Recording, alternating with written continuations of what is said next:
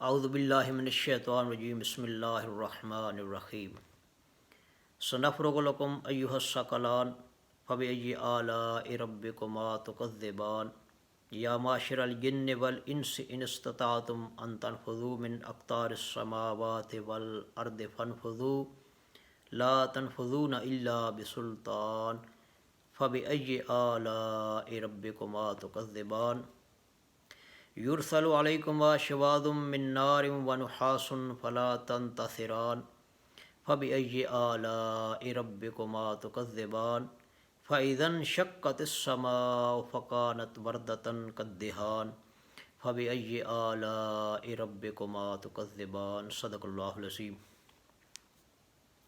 رب اشرح لي صدری ویسر لي امری واحلل عقدۃ من لسانی یفقہوا قولی۔ اس سے پہلے ہم اس سورہ مبارکہ کی 30 آیات کا مطالعہ کر چکے ہیں۔ آج آیت نمبر 31 تا آیت نمبر 38 تک مطالعہ کیا جائے گا۔ سنفرغ لکم ایھا الثقلان، ہم جلد ہی فارغ ہو جائیں گے تمہارے لیے اے دو بھاری قافلوں۔ اے جن و انس کے افراد، اے جن و انس کے قافلوں کے افراد، یاد رکھو ہم عن قریب تمہارا حساب لیں گے۔ تم دونوں گروہ میرے سامنے حاضر ہوگے اور تم اپنے ایک ایک عمل کا حساب دو گے۔ یاد رکھو کہ ہم نے اس کائنات کو ایک مہلت کے اصول پر چلایا ہے۔ ہم اس کائنات کو مہلت کے اصول پر چلا رہے ہیں، اور اسی وجہ سے ہم نے اس کائنات کو ایک مخصوص حد تک عمر عطا کی ہے، الی اجل مسمی۔ اسی تحت ہم نے ہر قوم اور ہر فرد کو بھی ایک وقت معین تک مہلت دے رکھی ہے، لکل امۃ اجل۔ چنانچہ ہماری عطا کردہ مہلت سے تم ہرگز یہ نہ سمجھنا کہ ہم تمہارا احتساب نہیں کریں گے یا تمہارا احتساب نہیں ہوگا۔ تم سب عن قریب ہمارے سامنے پیش کیے جاؤ گے، پھر تم اپنے ایک ایک عمل کا حساب دو گے۔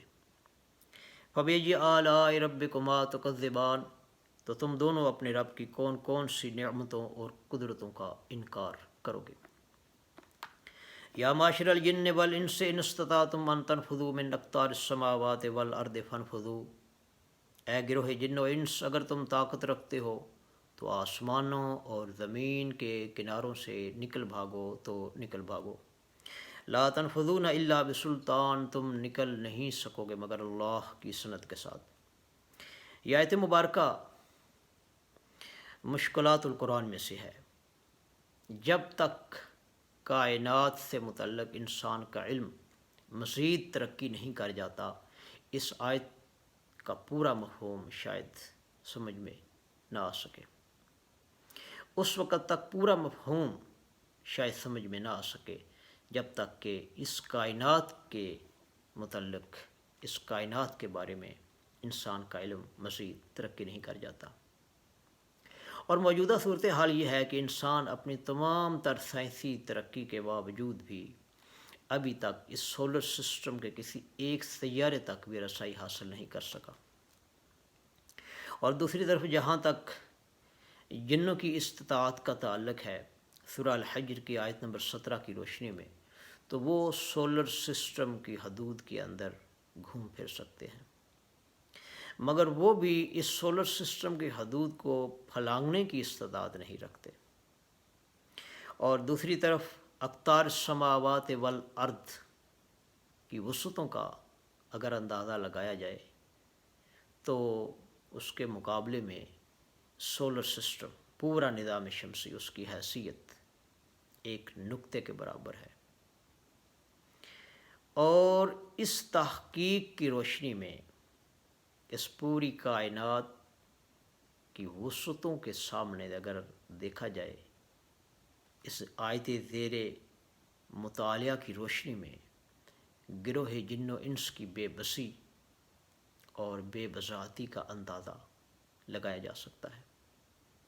اور قرآن مجید کے اندر جہاں بھی ذکر آسمانوں اور زمین کا آیا ہے تو اس سے مراد کائنات ہے، پوری کائنات۔ اور جہاں فرمایا کہ اقطار السماوات والارض فانفذوا لا تنفذون الا بسلطان، تو اس سے مراد معدوم ہونے کے بھی ہیں۔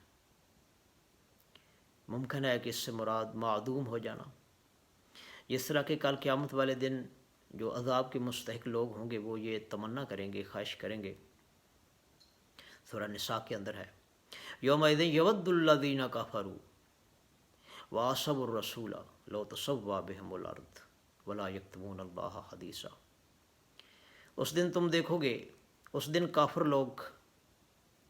کافر لوگ تمنا کریں گے، خواہش کریں گے، جنہوں نے رسول کے ساتھ کفر کیا تھا، کہ کاش کہ ان سمیت زمین کو برابر کر دیا جائے، اور وہ اللہ سے کسی بات کو چھپا نہیں سکیں گے۔ لیکن یہ جسم کیونکہ اللہ کا عطا کردہ ہے، اس لیے یہ اللہ کے حکم کے بغیر معدوم بھی نہیں ہو سکتا۔ اللہ کی اجازت کے بغیر آسمانوں اور زمین کے کناروں سے کوئی نکل بھی نہیں سکتا، نہ ہی کوئی نسیم منسیہ ہو سکتا ہے،